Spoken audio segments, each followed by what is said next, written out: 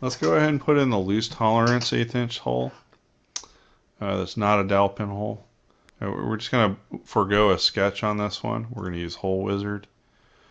And we're doing a plain hole. These are going to be all drill sizes. And we're selecting 1/8". We don't need custom sizing. Through all.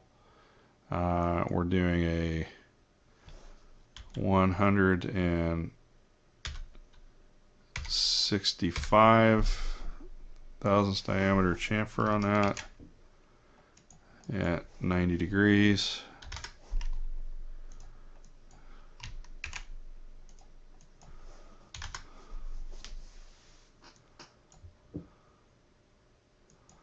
And we're going to place our position on the face somewhere about here. And we're going to highlight, we're going to have our hole highlighted. Hold the control button down and we're going to highlight this horizontal pattern. And we're going to make a horizontal relationship with that pattern. But this hole is pretty much centered on the pattern above, so we're going to do a dimension between, and it is 0.25 or 250 thousandths difference.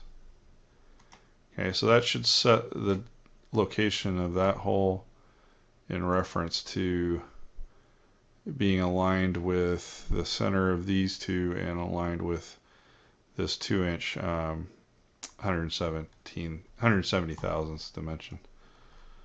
We're going to hit accept and accept. Okay, and we've got our 1/8" hole.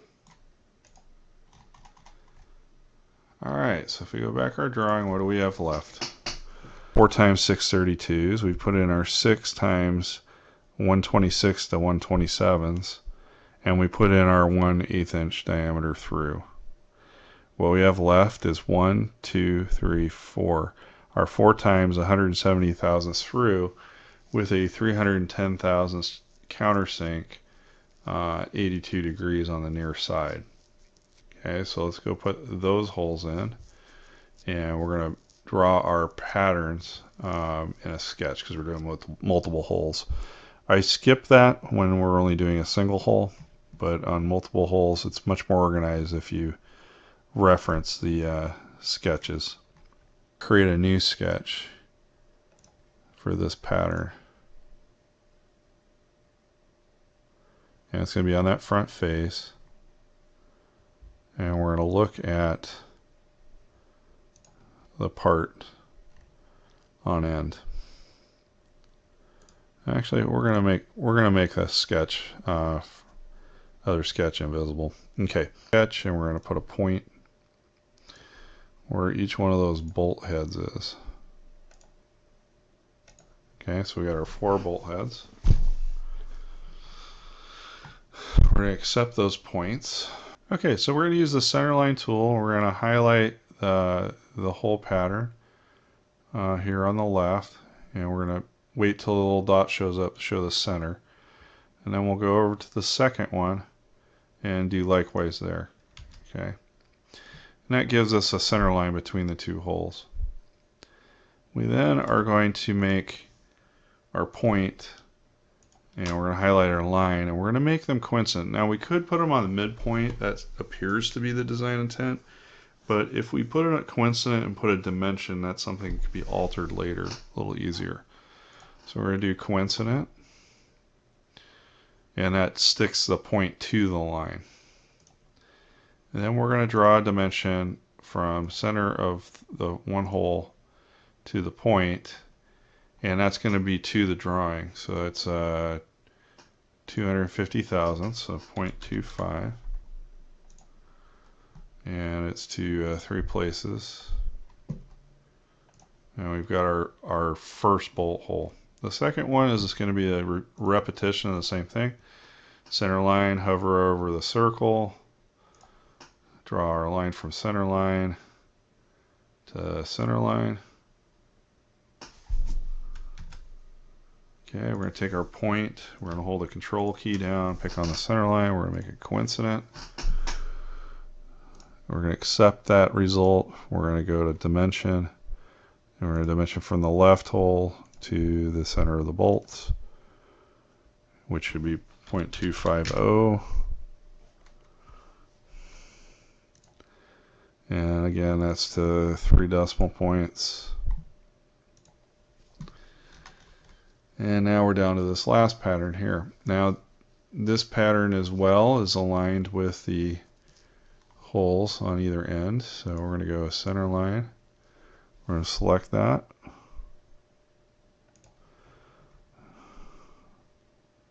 And we have our center line. Now we're going to take each point and hold the control key down, make them coincident with the line. Repeat on the other point. Okay, and then let's look at our drawing and see how that's dimensioned. Okay, from the pinhole, the first bolt hole is 1/4 inch in.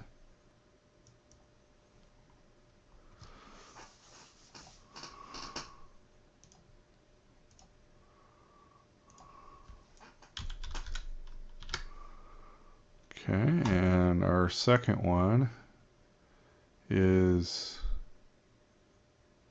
3 inches from that first hole. So it goes from the first hole to the bolt, and that's 3 inches. Okay. So we have everything fully constrained. There's no negative symbol. We're going to accept that result. Now we're going to go to Features, Hole Wizard, and we're setting up our hole is a okay, our screw type is a socket countersunk head cap screw, and it's a number 6 size. And our fit, our drawing said 170 thousandths through, and let's see what the custom sizing says. For normal fit, they've got 149 thousandths 5/10. So that's too small. So let's go to loose. And look, it's 169 thousandths 5/10, which is effectively 170 thousandths at 3 decimal points. So we're going to use the loose configuration. That's allowing the component to fit loosely with the bolt, but then register tightly with the dowel pins. It's that we don't want the bolt to interfere with it. And we do have an 82-degree head. And let's double check our countersink. What countersink defaults at 307. Let's go back to our drawing. And our countersink is 310. So that's probably also rounded up, but we'll go ahead and change that to 310 and 170. Okay, at 82 degrees. Okay, we're going through all, and we're going to have a far side countersink, and that's going to be 40 thousandths bigger than the diameter of the hole. So that would be 170 plus 40 is 210. So 0.210. And that countersink is going to be 90 degrees. All right, and we're going to do our positions. Okay, so we're gonna put one about here. We're picking on this face. We're putting a hole here. We're putting one there. We're putting one there. We're putting one there. Okay, I'm going to exit the point command and drag the first one onto the point, which I missed. And that should be our 4 locations.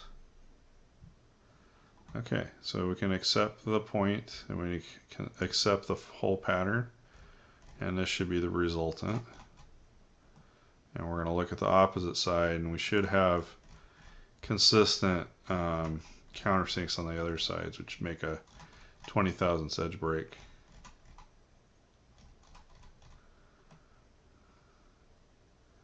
Alright, so that's almost done. All we have left is features around the edges. So we have a 20 thousandths corner radius on the 4 corners. and we are done. So let's go to the fillet command, and we're going to put in our fillet diameter of 0.02, and then we're going to select the 4 vertical edges of our plate.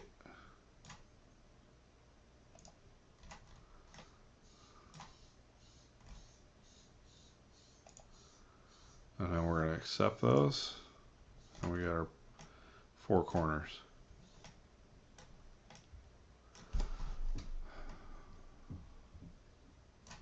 There we go. We can make these sketches invisible. And make sure you've saved your part. And we can make our planes invisible, and that way it looks more like the part. So we're actually looking at the underside of the part.